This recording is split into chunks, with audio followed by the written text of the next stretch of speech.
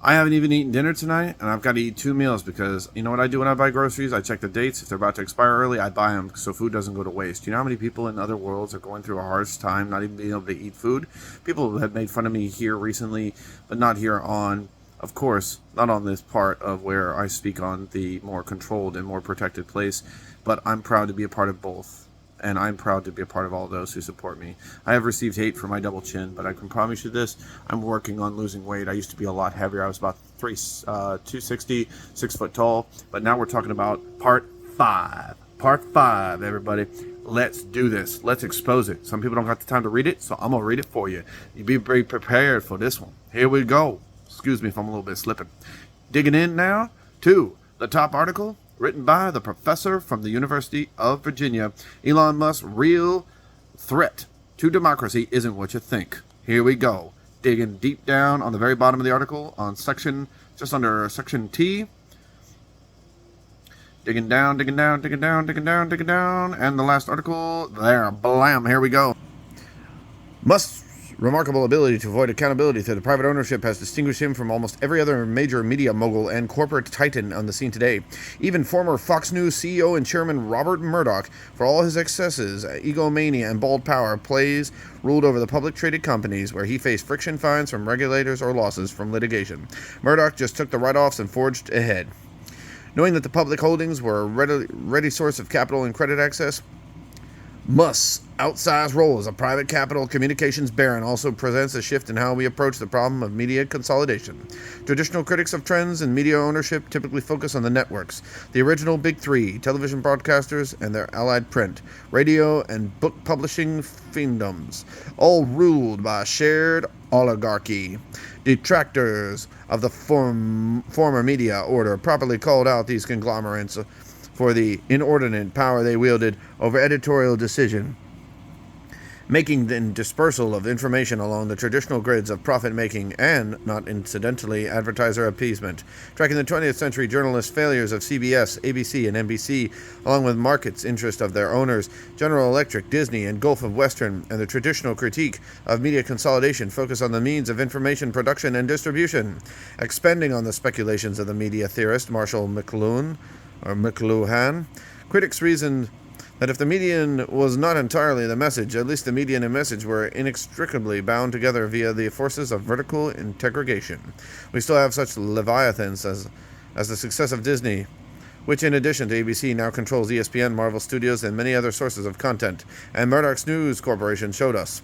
In other words, media concentration remains a genuine problem, but it's now a different problem. The nature of corporation matters more than ever, and so does the sanity of stability of its owner and CEO. Yeah, Elon Musk, we gotta hold you accountable. You're now the CEO.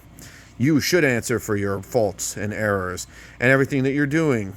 In sorting out this news media landscape, it's helpful to think about our media systems as being aligned along 3 layers in 3 dimensions.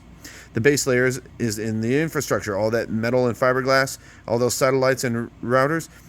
Today, the small handful of cable and telecommunications companies such as Comcast, AT&T, T-Mobile, and Verizon control most of our informational grid.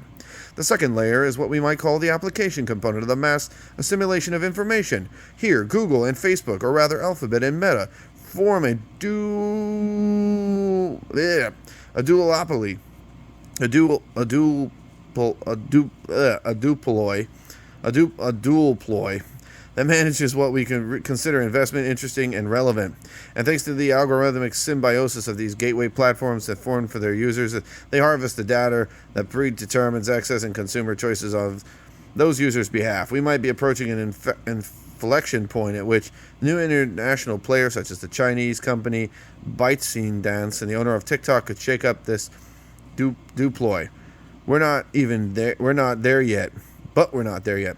The final layer is the one media consumers know best, the content. It's the focus of the hypothetical ideal reader, or scroller, or viewer, or listener, who represents the aspirational quest for reliable information to fuel public deliberation in a democracy. It's also, of course, the delivery point of the sprawling digital attention economy. Therefore, every major player at the level of media activity must pay heed to the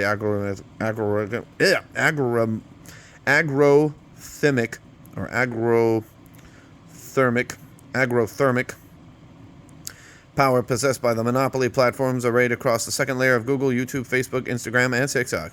These platforms guide readers and viewers toward one piece of content over another, which means, in turn, that each producer of the content must pander to the algorithms and the potential of cost of their market existence. The final layer is only the one that continues to foster some degree of actual competition among market players.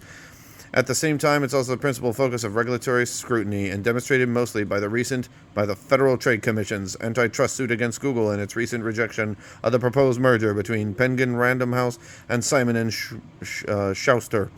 The regulatory mismatch is a legacy of the old model of media concentration. Public concern over concentration power of Google and Facebook is only about a decade old, which means that efforts to limit the power of those companies remains largely theoretical. Meanwhile, the expansion of unprecedented reach of privately held communication companies means that control over the infrastructure level is the most consequential issue in the realigned digital media landscape. According to the recent McKinsey study, private equity controlled $675 billion of the global tech market in 2022, up from $100 billion in 2012.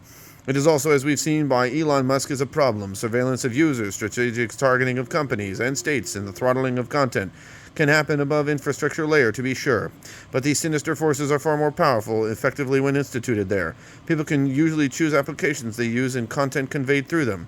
But when it comes to the underlying data grid, they are rarely able to make a meaningful choice between a market leader because of either network economies of scale or simple market inertia.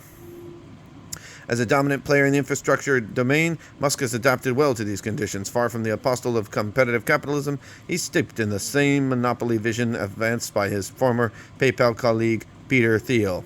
And like that, the early Facebook investor, Musk recoils the thought of market pressure, labor, investors, or public interest might play some legitimate role in determining the best way to run his business. This affinity speaks to another critic element of Musk's corporate biography. More than serving up as ideological vessel of his upbringing in the apartheid South Africa, or hewing to his later tutelage in the rare fiend precincts of the Ivy League. Musk truly came of age during Silicon Valley's Belle Epoque of venture capital, Epoque, because venture capital investors seek to create new markets and business models largely out of thin air. They often make decisions based on their market crushes and story gut instincts. Their job is to push piles of money into the laps of unproven entrepreneurs without the usual benefits of testing their hypothesis against data or track records to arrive at reasoned decisions. In the classic model of market capitalism can be said to contain any traditional virtues. Their principles are those of Greek tragedy, the slow-rolling punishment of hubris, imperial ambition, and vanity. Companies that simply amass VC backing on glorified elevator pitches while blowing past any market warnings about their overriding folly usually meet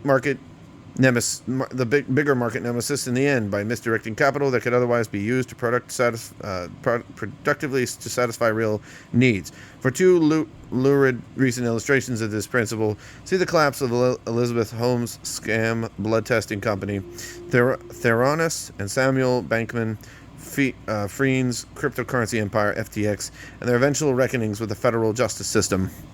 Elon Musk is the poster CEO for the combined feckleness of venture capital investing in private capital owned. He's meddled with the hubris rewarding ethos of the VC world with cult following seemingly desire to feed his titanic ego and his desire to make himself the wealthiest human ever.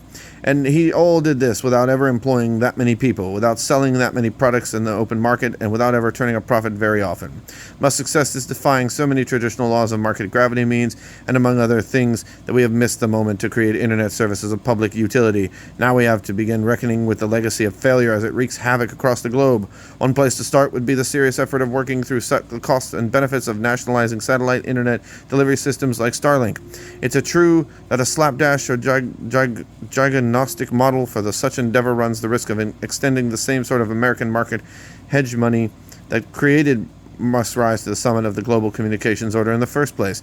But it's equally true that the specter of having Elon Musk as the de facto arbiter of global struggles over national sovereignty and the information across it means that we are no longer have a choice. All contributions go out to the full article here, written by Siva Vaidhyanathan, is a professor of media studies at the University of Virginia and the author of Anti-Social Media, How Facebook Disconnects Us and Undermines Democracy by the Oxford University Press. Siva Vaidhyanathan, thank you very much for this article. I take this very seriously, and I share this here proudly on my channel for your independent journalism, which caused me to subscribe and follow your post here on The Nation. Thank you everybody for watching. I hope you took the time to read this article. I'll post a full link in the article in the description. I've just done a full read-through. Sorry if I could not pronounce some of the words with accurate description and proper pronunciation. All contributions go out to this independent journalist by The Nation, by the prestiged Professor Siva Vaidhyanathan, or Vaidhyanathan. Siva Vaidhyanathan. I can't say it right, but thank you, Professor. I really hope I can get your name better the next time, and sorry for any disrespect I've caused you. For all of my followers and subscribers, please share this video. I may not be able to well pronounce all of these words, but honestly, how many of you could? My English is pretty darn good. I've been told I speak pretty darn good, and I care about the future of children, and Elon Musk is a threat for the children. He is a threat for the children, present here and now. We must work together. He is amassing mass wealth and potential mogul power that can stretch beyond what we can possibly control. This was dated literally no more than just under a year ago, and just imagine how much more money and power he is already pursuing to pursue in his future. Who will be able to stop him? Who will hold him accountable? We can be the ones to do that. Please stay loyal to me and be a part of me, because I'm going to give myself selflessly every day fighting for the children and their present and their future, to provide jobs, academic careers, and future, and to truly challenge dangerous moguls just like this. Elon Musk is a danger. That's all I've got to say. Thanks for watching.